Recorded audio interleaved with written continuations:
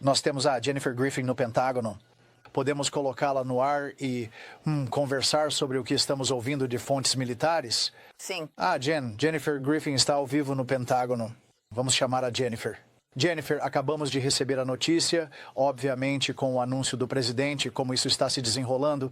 Bem, Brett, nós sabíamos que havia algo acontecendo esta manhã quando acordamos e ouvimos que 6 bombardeiros B-2 tinham sido vistos deixando a base aérea de Whiteman ontem à noite, à meia-noite.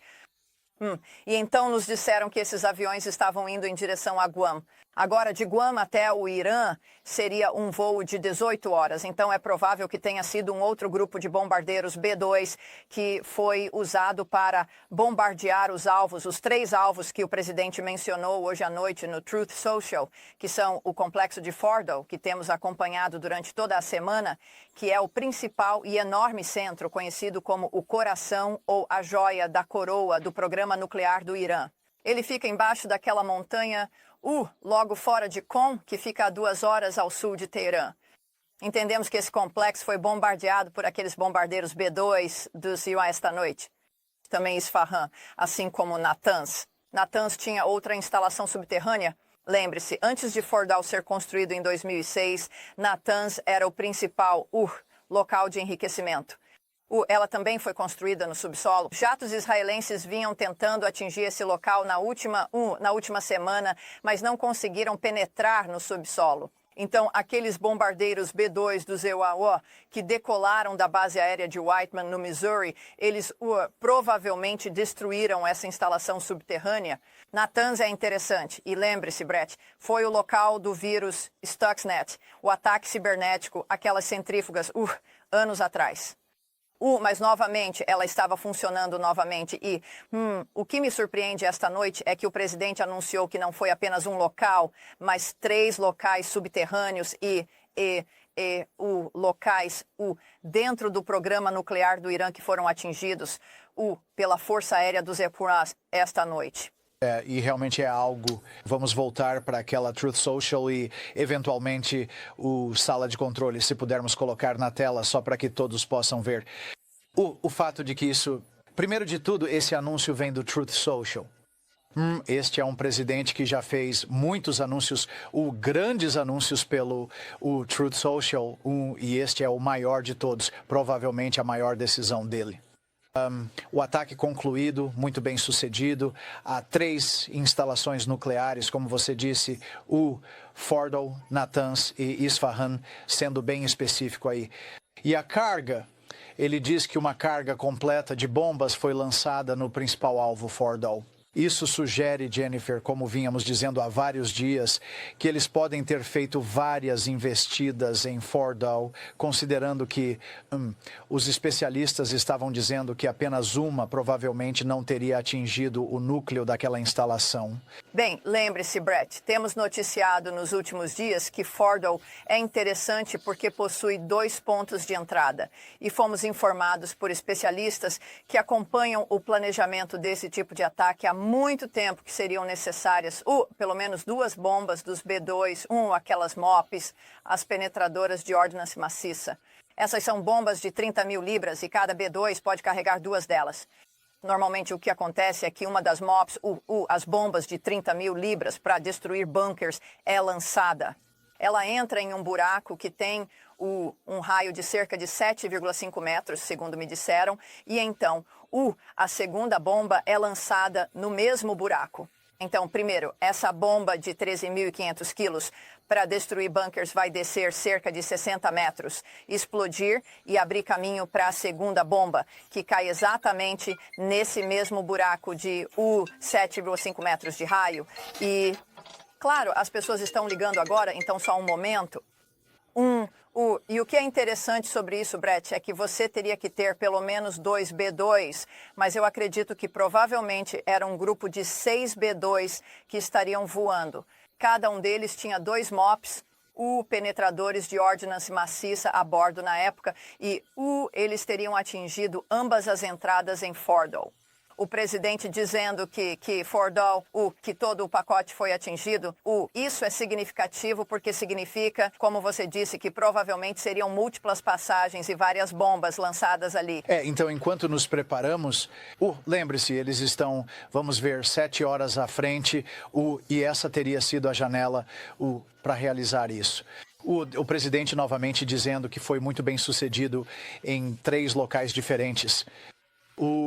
Devemos destacar que os israelenses trabalharam realmente, como temos reportado ao longo da última semana, e mais, muito duro para eliminar as defesas aéreas do Irã. Já em uma primeira onda de ataques em outubro, o Exército e a Força Aérea de Israel destruíram muitos desses mísseis superfície-ar. Agora, com esse último bombardeio, nos últimos dias, Jennifer, eles basicamente eliminaram as defesas e conversando com autoridades israelenses, eles disseram que tem controle dos céus, realmente um caminho livre até Teherã, e que vem destruindo locais e alvos, à vontade, segundo eles sugeriram. E isso abriu caminho para esse bombardeio desta noite. Bem, a Força Aérea Israelense tem sido simplesmente inacreditável em termos de sucesso desde 12 de junho. Eles vêm realizando ataques e investidas ininterruptas contra alvos iranianos, incluindo, na primeira noite, 14 cientistas nucleares iranianos que foram retirados do campo de batalha, além de cerca de 50 generais de alto escalão das Forças Armadas iranianas, incluindo o chefe da Força Aérea deles, dos mísseis balísticos, das capacidades de drones, da IRGC, o Corpo da Guarda Revolucionária. Então, eles realmente tiveram um sucesso incrível em relação a todos os pontos e todos os locais acima do solo que um F-16 ou um F-35 poderia destruir. Eles disseram há alguns dias que tinham superioridade aérea. Isso, então, abre caminho para E o que isso significa é que eles eliminaram a maioria dos sistemas de defesa aérea no solo, de modo que, então, seus aviões realmente poderiam voar com impunidade, e isso também abriu caminho para aqueles bombardeiros furtivos, você sabe, os bombardeiros B-2, que também são escoltados, segundo nos informaram, por F-22 e F-16, e também pelos IA-18 Growlers. Eles desempenham um papel muito significativo. Esse é um bloqueador de guerra eletrônica que voa junto com o B-2. E lembre-se, aquele segundo porta-aviões, o USS Nimitz, tinha acabado de chegar à região mais cedo hoje. Você tinha o USS Vinson. Esses A-18 Growlers estão a bordo desses porta-aviões. Eles são absolutamente essenciais para que o B-2 possa sobrevoar o Irã, mesmo que os israelenses tivessem superioridade aérea sobre o país. Jennifer, por favor, fique na linha. Eu tenho o Greg Palcott na sala de controle de Tel Aviv. Ele está pronto e funcionando? Ok, tudo bem. Vamos colocá-lo no ar e funcionando? Curiosamente, Jen, temos visto muitos mísseis e drones israelenses chegando realmente de forma consistente, noite após noite em Israel. Esta noite, no entanto, não vimos tanto disso.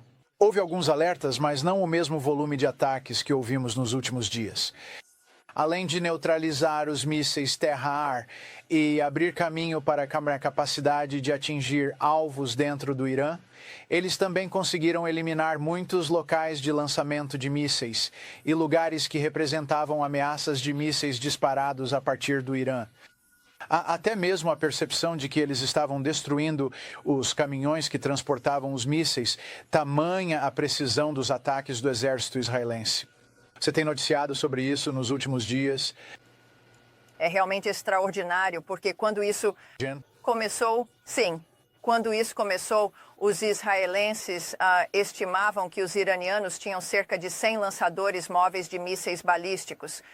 Eles acreditam que já destruíram cerca de 55% dos lançadores de mísseis aos quais os iranianos ainda têm acesso.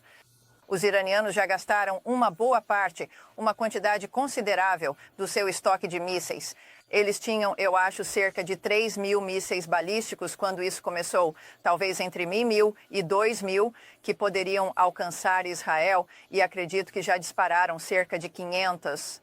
Mas, mais importante, as FDI e a Força Aérea de Israel conseguiram eliminar, como você mencionou, quase metade dos lançadores de mísseis.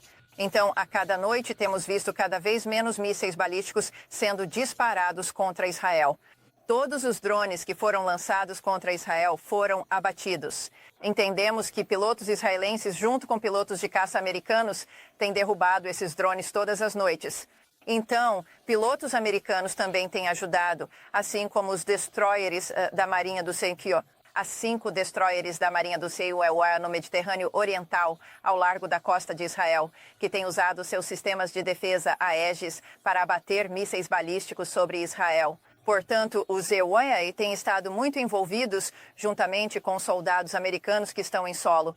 Há cerca de 300 soldados americanos que estão operando os mísseis THAAD e Patriot PAC-3, que defendem cidades dentro de Israel, e esses sistemas são operados por soldados dos EUA, cerca de 100 soldados por míssil THAAD. Olá, Sean Hannity aqui. Clique aqui para se inscrever no canal do YouTube da Fox News e acompanhar nossas entrevistas mais quentes e análises mais envolventes. Você não encontrará isso em nenhum outro lugar.